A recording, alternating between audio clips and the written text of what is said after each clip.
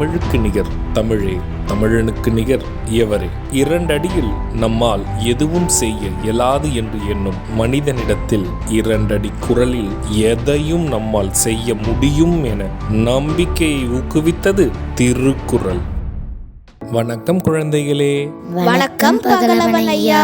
இன்னைக்கான குறளை நம்ம பார்ப்போமா? ஓ, பார்க்கலாமே. சரி, பாடத்துக்குள்ள போலாம். இன்னைக்கான குறள் அதிகாரம் 104 உழவு. குறள் எண் 1040.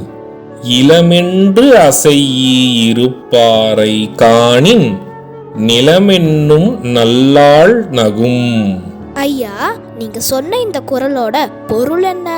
இதற்கான பொருள், கைப்பொருள் ஒன்றும் இல்லையே என்று சோம்பி சும்மா இருப்போரை கண்டால் அவனுடைய அறியாமையை எண்ணி நிலம் என்னும் நல்லாள் தனக்குள்ளாக சிரித்து கொள்வாள்.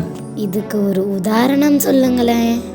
இதற்கான உதாரணம், உழவுவதற்கு தன்னிடம் கை கால்கள் இருந்தும் எந்த செயற்கை பொருட்களும் இல்லை என்று எண்ணி உழவாமல் இருப்பவரை பார்த்து அந்நிலமே தனக்குள் சிரித்து கொள்ளும். நான் சொன்னது உங்களுக்கு புரிஞ்சுதா தீரன், இலக்கியா? நல்லா புரிஞ்சுது ஐயா. இனி இந்த குறள் எங்களுக்கு மறக்கவே மறக்காது. சரி பசங்களா, நாளைக்கும் இதே மாதிரி சுவாரஸ்யமான குறளை பார்ப்போம். நீங்க வீட்டுக்கு போன உடனே என்ன பண்ணணும்? இன்னைக்கு நாங்க படிச்ச குறளை அப்பா அம்மா கிட்ட சொல்லி காட்டுவோம்.